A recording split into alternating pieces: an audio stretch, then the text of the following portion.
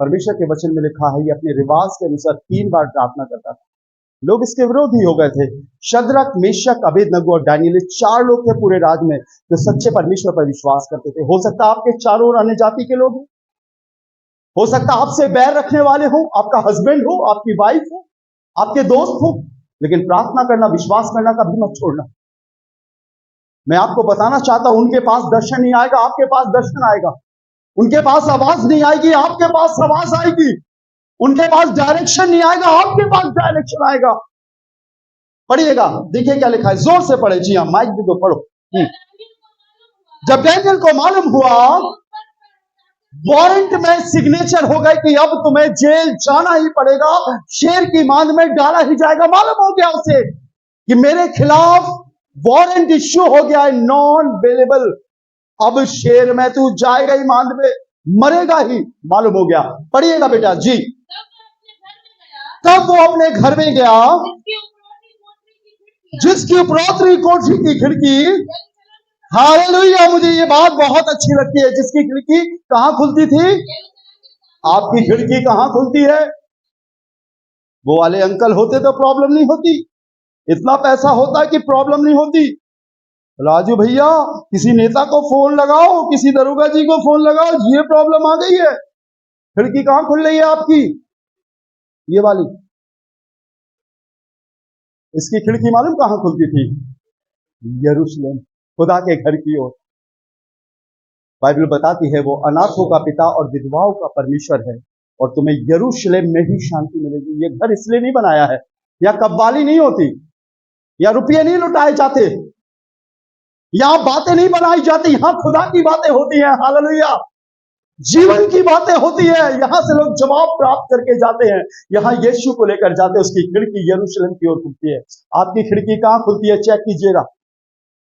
आपकी प्रॉब्लम में first person कौन होता है? जो ख्याल आपके दिमाग में सबसे पहले आता है, वही आपके जीवन को डिसाइड करता है। याद रखो। बस मैं अक्सर अपने घर में एक बात बोलता हूं, सब काम करना अच्छी बात है, लेकिन पहला दर्जा सिर्फ खुदावंत को देना। खाना खाना, पहले खुदा को याद करना। सफर शुरू करना, पहले खुदा को याद करना। संडे आना, छोड़ो सब काम, पहले खुदा के घर जाएंगे। पहला स्थान खुदा को दोगे, कभी पीछे नहीं रहोगे, हमेशा आगे रहोगे। Hallelujah, hallelujah. और लिखा है, जिस उसकी खिड़की यरूशलेम की ओर खुलती थी। आगे पढ़िएगा।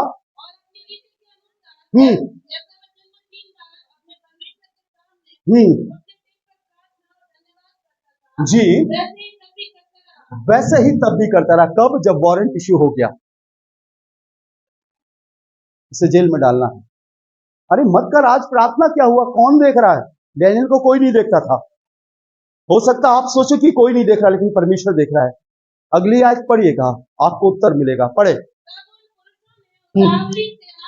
तब उन पुरुषों ने उतावली से आकर दानियल को अपने परमेश्वर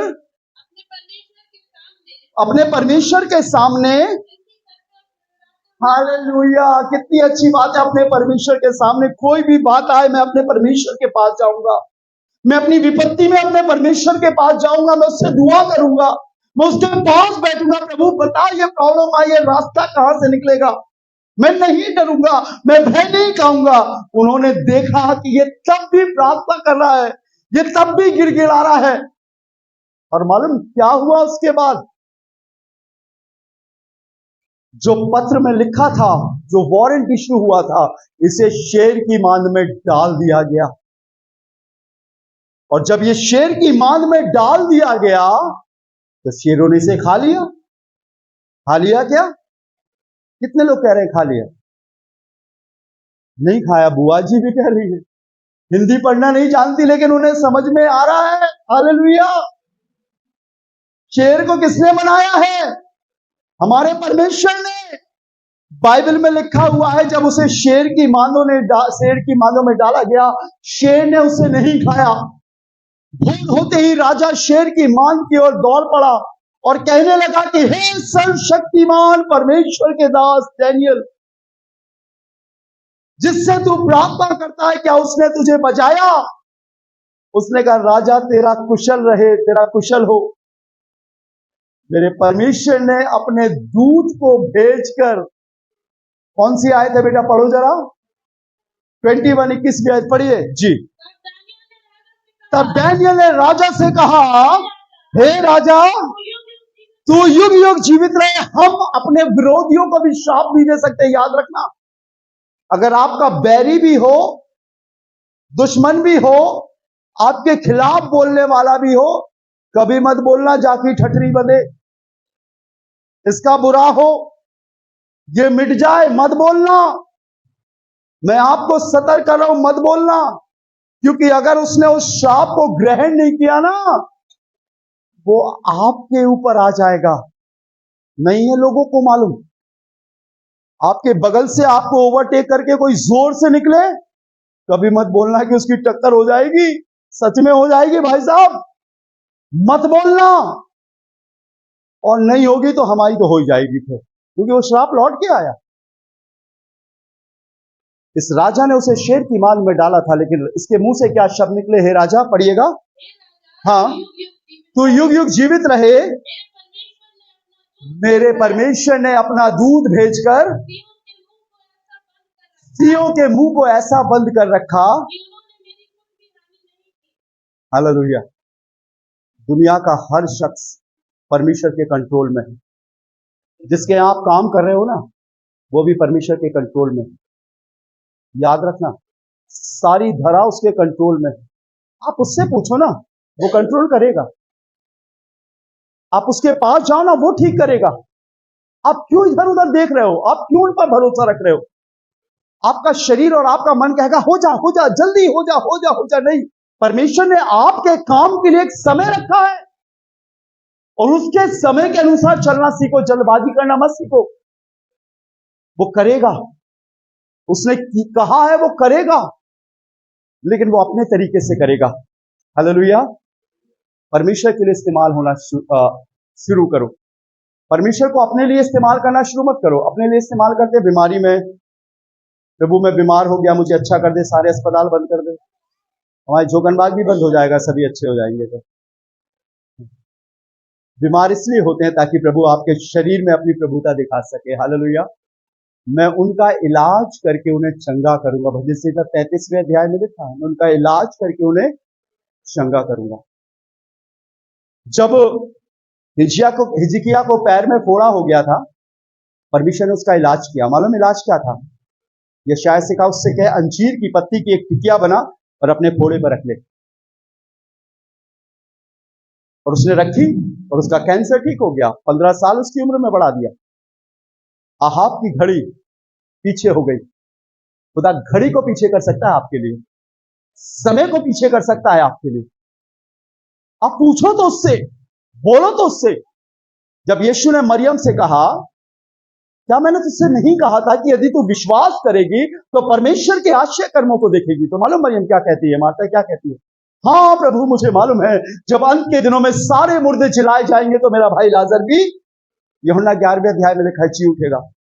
यीशु ने कहा, पुनरुत्थान और जीवन मैंने बनाया है, मैंने रचा है, मैंने सृष्टि की है। मुझसे कह रही है तू? अरे मैं ही आऊंगा उस दिन, जो मैं तुम्हारे बीच में हूं, आज भी वो है। वो रचयिता है, क्रिएटर है, वो बना सकता है। आपको मालूम है, एक दिन एक अंधा यीशु के पास आया, लास्ट संडे में बता रहा था, और यीशु ने जमीन पर थूक कर मिट्टी सानी और उसकी आंख पर लगा दिया, और वो देखने लगा। क्यों? कितने लोगों की आंख पर उसने हाथ रख के कहा, कितने लोगों से मुंह खोलकर कहा, मैं चाहता हूं तू देखने लग। उनकी आंख पे हाथ रखकर वो देखने लगे। मिट्टी क्यों सानी? थूक कर वो भी। अगर कोई थूक दे तो आप उचक के जाओगे, पैर में ना लग जाए। सर्दियों में जरा कफ ज्यादा बनता है, और आप थोड़ा सा खांसो तो आपकी वाइफ देखेगी, कहां थूक रहे हैं साहब, बाथरूम जा। थूक को पसंद नहीं करते। यहां लिखा उसने थूक सानी। क्या दिखाना मांग रहा था वो बताना मांग रहा था, बागे अदन में जिसने मिट्टी सानी और आदम को बनाया, जिसके नथनों में जीवन का सांस फूका, वो जमीन पर है, यहां भी वो मिट्टी के द्वारा तुम्हारी आंखों में रोशनी दे सकता है। ही इज क्रिएटर, वो रचयिता है। अब जिसके पास वो नई चीज है वो बन जाएगी।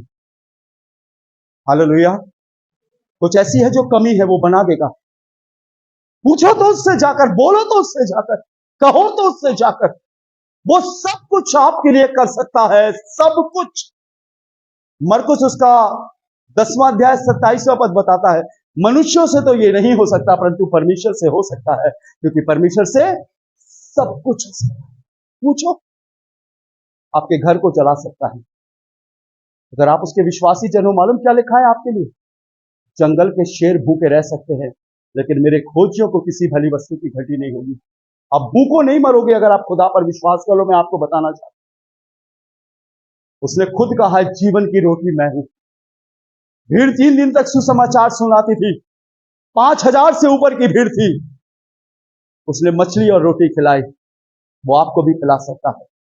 वो आकाश के पक्षियों को खिला सकता है, वो आपको भी खिला सकता है। उसके पास आपके लिए सब है। पूछो जाकर, मत पूछो, मत लो सलाह। नौकरी करना चाहते हो, जाओ खुदा के पास घुटने पे, प्रभु मैं काम करना चाहता हूं, मुझे काम दे। जो आपको किसी ने बताया उस काम पर मन मत लगाना। अरे उसने बताया, अरे उसने बताया, नहीं, खुदा बताएगा आपको। उसके पास आवाज है आपके लिए, उसके पास आंसर है आपके लिए।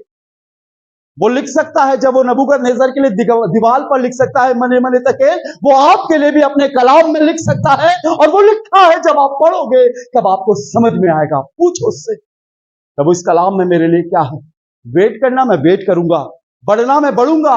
चलना, मैं चलूंगा। और उसने पूछा।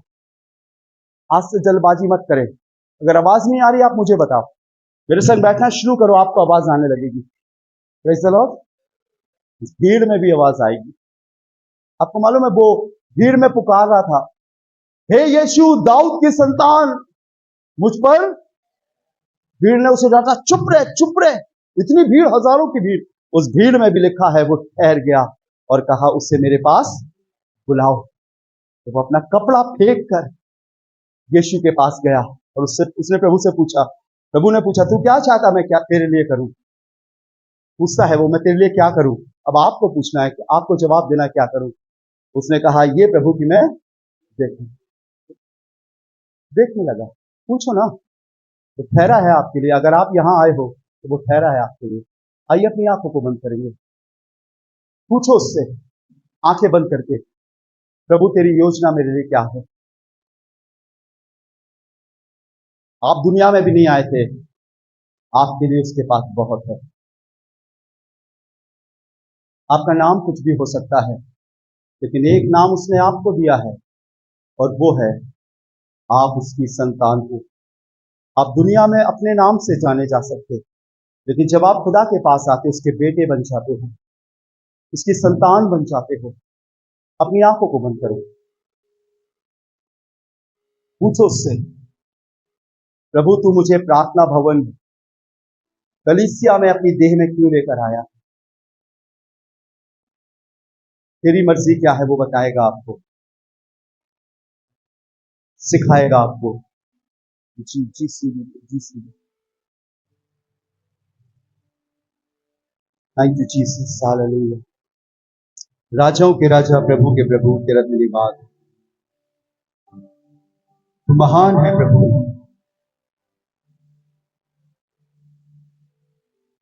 तेरी राहों पर चलते चलते कई बार मेरे कदम भटक गए। तेरी राहों पर चलते चलते कई बार मेरे कदम भटक गए, फिर भी ना छोड़ा तूने हाथ मेरा, फिर भी ना छोड़ा तूने हाथ मेरा। तू क्यों करता मुझसे इतना प्यार? मेरे साथ मैंने पूछा प्रभु से, तू क्यों करता मुझसे इतना प्यार? मैंने पूछा प्रभु से, तू क्यों करता मुझसे इतना प्यार? उसने कहा पूरे दिल से, क्योंकि तू है मेरे हाथों की रचना। उसने कहा पूरे दिल से, क्योंकि तू है मेरे हाथों की रचना। मैंने पूछा प्रभु से, तू क्यों करता मुझसे इतना? वो यहाँ पर है जो आज इस बात का वादा कर रहे हैं, प्रभु मैं सिर्फ आपसे पूछूंगा, वो खड़े हो जाए, किसी मनुष्य से नहीं, सिर्फ उससे। प्रभु उसके पास पर्याप्त है आपके लिए, सब चीज बना देगा, हर चीज सुधार देगा, एक एक गड्ढा भर देगा। मत घबराओ, मत चिंता करो, पूछो उससे। मैंने पूछा प्रभु से, तू क्यों करता मुझसे इतना प्यार? उसने कहा पूरे दिल से, क्योंकि तू है मेरे हाथों की रचना। उसने कहा पूरे दिल से, क्योंकि तू है मेरे हाथों की रचना। मैंने पूछा प्रभु से, तू करता मुझसे इतना? मेरे पीछे बोले, मेरे पीछे ये बोले, ऐ खुदावन मैं तेरे पास आया हूं, तेरे नजदीक आया हूं प्रभु, और इसलिए खुदावन कि आज से सिर्फ आपसे पूछूं, सिर्फ आपसे पूछूं। हे प्रभु, हे प्रभु, मेरी गलतियों को माफ कर, मुझे सतर्क कर, सचेत कर, जागृत कर कि मेरे सवाल सिर्फ आपसे हो, तेरे पवित्र अभिषिक्तों से हो, तेरे कलाम से हो, और कोई ना हो। मुझे सिखा, बना और बढ़ा। यीशु मसीह के नाम से मांगते हैं, आमीन। Praise the Lord. May God bless you. आप लोग बैठ जाइएगा मेहरबानी से।